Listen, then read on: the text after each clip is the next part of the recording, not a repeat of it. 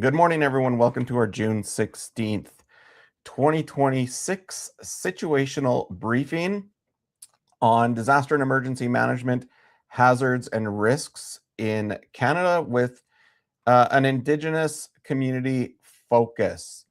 And today I want to start off right off the top by saying thank you to our sponsors. So, Premier Fire and Flood, they are a Canadian owned and based restoration company that, through their reconciliation strategy, is sponsoring our lives and our Emergency Management Essentials Certificate for Indigenous Emergency Management Coordinators. Darcy and his team, through Premier Fire and Flood, they do restoration services across Indigenous and non-Indigenous communities. They provide water, fire, disaster restoration, even vandalism restoration through damage assessment, diagnostics. They provide high efficiency water extraction and dehumidifiers. They have a mobile 50-foot trailer that is staged, ready to go to deploy to any community across the country. It's a highly valuable service, and disaster restoration is one type of response that most communities don't think about first. They think about fire, they think about flood response, landslides, tornadoes. But disaster restoration response is a critical factor in making sure that First Nations, Métis communities, Inuit communities not only come out of an emergency or disaster whole, but that their communities are safer and healthier in the long run. So thank you to Premier Fire and Flood for sponsoring our lives and our Emergency Management Essential Certificate course, which you can sign up and take at no cost until the end of August. And with that, we also have First Nations owned All About Abatement. And when we talk about making sure that you get back to a community following a disaster that is safe, All About Abatement manages and handles that through their hazardous materials programming. So they remove toxic metals, organic liquids, asbestos, lead, whatever hazardous materials exist in your community. If you've got a structure that needs to be remediated or repaired following an emergency or disaster, they will come in and partner with you and make sure that that mold, asbestos, lead, toxic chemicals are removed before companies come in to do the renovations or the rebuild. So All About Abatement is First Nations owned. They're based out of Edmonton. They have a very unique space in the city. They own 17 acres within Edmonton, and they are responsible for reclaiming so much land, dump sites, making sure that First Nations, Métis communities, Inuit communities that have to do reclamation are doing it properly. And Kyle, the owner, he knows his people, he knows communities. This is his business. So thank you for their sponsorship in making sure that these lives are sponsored with the Emergency Management Essential Certificate, which Indigenous Emergency Management Coordinators can take right now at no cost until the end of August. And you can find all of that on our app at app.hazardscape.com. And I'll also say we're on a little bit later today because of the Indigenous Service Canada's minister's press release on the water legislation. She went live this morning, so we held off as APTN and CPAC and other news sources were live streaming that, and that's a priority for the communities we support. So we didn't want to compete with that. But overall, in summary, here's the big pieces that we're watching today. So continued province-wide state of emergency for Manitoba for the spreading wildfires, and we'll go over that map very shortly. 29 are out of control. Matagami First Nation residents are returning home as Chief Jennifer Constant announced that the Timmins 9 wildfire is being held. So residents spent nearly 2 weeks evacuated. Stacey Dene First Nation has declared an emergency amid increasing violence and drug addictions. Federal government, they did table their legislation today, 3 days before the House of Commons adjourns for the summer. So we'll see how that draft legislation works out. But it blurs the language in previous bills that affirmed access to clean drinking water as a human right. And I noticed the media today were really pressing the minister on that language. So we'll see how they respond in more detail. And then Peter Ballantyne, Cree Nation, their state of local emergency in Pelican Narrows remains in effect with a curfew. So these are the main issues that we're watching today. We're going to flip over probably, to the biggest hazard right now, which is really the wildfire risk across the country. And just look at what's happening in Northwest Territories, BC, and now Newfoundland. This is a significant change over the last few days in terms of fire danger. So the heat that has been pestering the Northwest Territories, and a little bit of none of it there, is just really increasing the danger to extreme.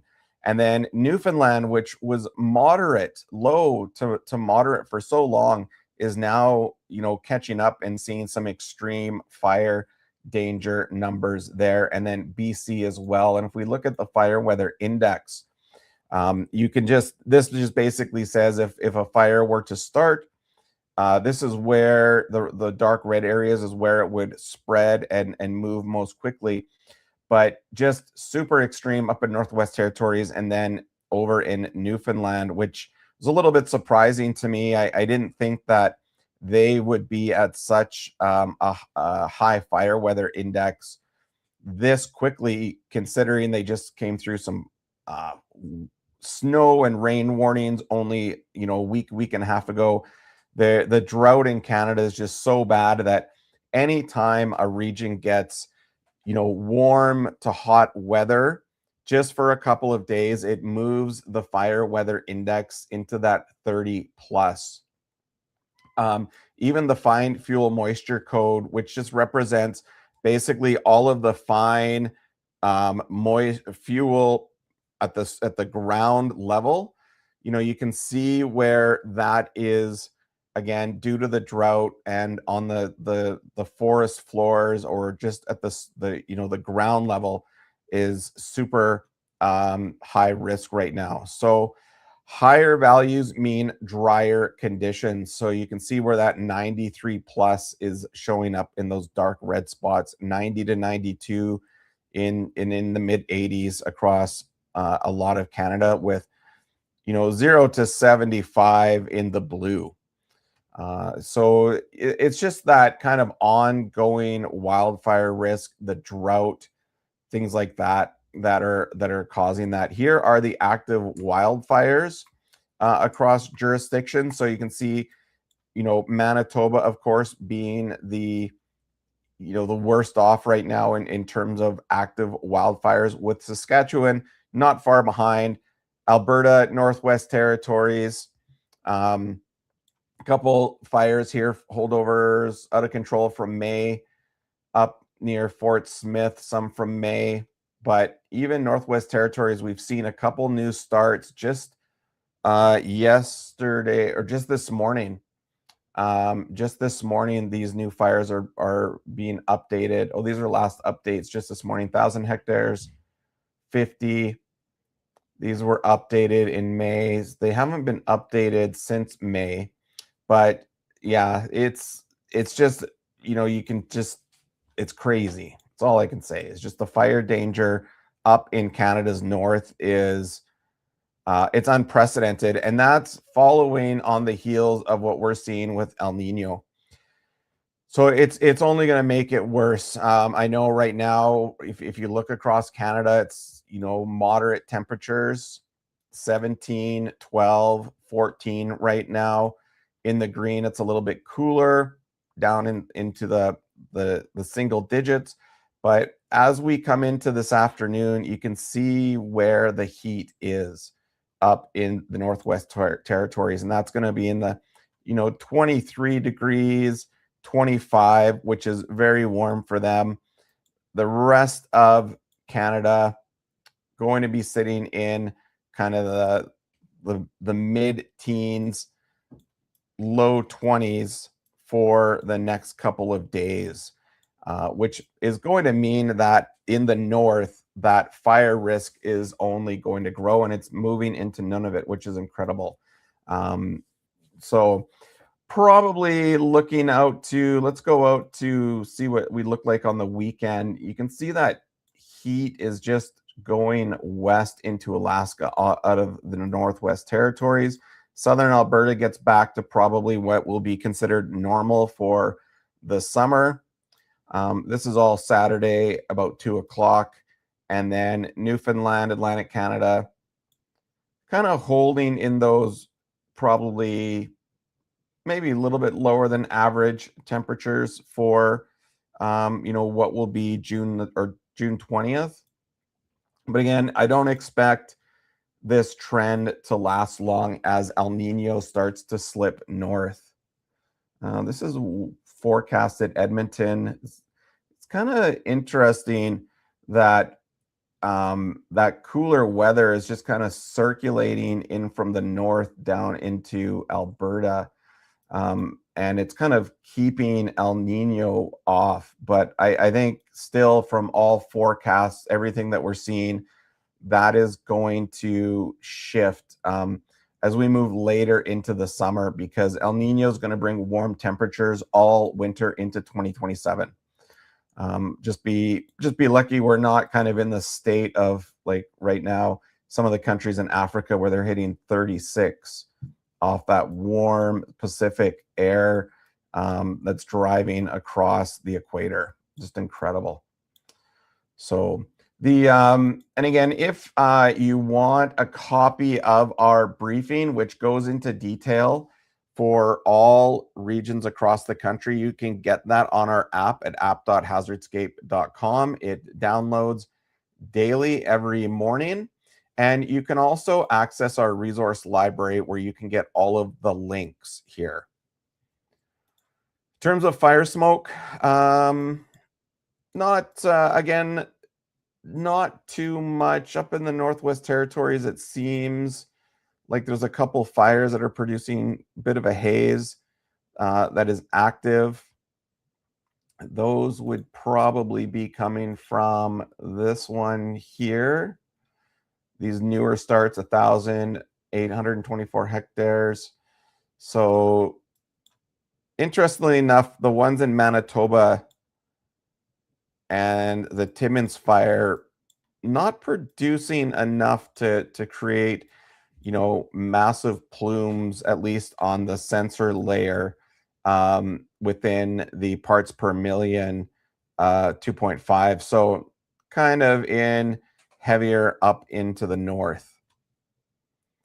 If we take just a quick look, I'm not following too much on flooding anymore, especially as any of the high risk flooding is just coming from precipitation rather than snow melt. But we are going to see a spike in river forecasts around Alder Flats in Alberta. That's going to be coming in the 19th, just in about 3 days. And we're still seeing the high water tables around the rivers up in Alberta, which they're still in the extreme zone. And that might continue to stick around as we continue to watch for the large precipitation that's coming through. So right now you can see this storm here bringing about 2 to 3, maybe 7 to 8 millimeters in some regions. That is going to stick around through till Thursday, which is keeping those cooler temperatures across the country with, another storm system coming across over the weekend. So I think at least in Alberta, BC, we're going to see kind of that precipitation stick around with the lower temperatures, which is good for wildfire risk, not so great for us being able to enjoy the limited amount of time that we can get outside in Canada. But again, that's going to change. El Nino is driving that hot weather. It's going to be around for over the next year. We're going to have a very warm July and August and winter. So I think it's just a little bit of a later start. Special weather statements. So rainfall warning, kind of in the usual suspect areas. Wind warning in Atlantic Canada. That's very common in the Gulf of St. Lawrence, especially the wind warnings in Newfoundland here. Then we've just got a bit of a heat warning up in the north, and oh, that's air quality, sorry. Okay, that makes sense. So wildfire smoke, that lines up with the map that we're seeing here, and we're seeing those plumes that are getting into the 10 to 28 parts per million, which this is a good segue for what actually just showed up in the mail today. So I've got actually here a air quality sensor, and I'll open it up if I can get it here without a knife or scissors. But I'm going to be installing this today into our mesh network. So this is a Plantower PMSA. It's the 680, or sorry, that's the other sensor I have. This is the PMSA 003i. This will measure air particulate at the parts per million 2.5. So I'm going to be installing that today on our mesh network. So if you have access to our app at app.hazardscape.com, you'll be able to log onto our site, head over to the mesh network, pull up this map, and you'll see the node here, which is going to start measuring the air particulate through this laser infrared sensor. And I'm going to be doing some videos on that as well. So interesting little tidbit there as we develop our mesh network, which is growing as we do range tests. We're basically looking at creating off-grid communications networks for small and remote communities, ones that do not require internet, Wi-Fi, cell towers. You can see our network nodes that we've had out across Edmonton doing range testing. You'll be able to apply this to your community as well if you want to, and create sensor networks that are very reliable and don't require Starlink, do not require internet, cell tower, cell service. It's great for backup, things like that. So you can watch and learn a little bit more about this on app.hazardscape.com. So big story again. High fire risk up in Northwest Territories as that heat permits or permeates through there. Newfoundland, increasing. Southern Alberta, we're going to get some cooler temperatures and precipitation, but El Nino is still headed our way. That is a fact. It's sticking around. So yeah, watch for that. And last time, thanks again to our sponsors, All About Abatement. If you're looking for asbestos, mold, lead, toxic materials, hazardous materials assessment, please reach out to Kyle and his team. They do a great job. And again, thank you to Premier and Fire and Flood Restoration. They do a lot of work within treaty regions. So please give Darcy and Riley a call there. They'd love to hear from you to help you plan for your needs. All right, everyone. Thank you so much. I will see you tomorrow. And as always, know your hazardscape. Stay prepared.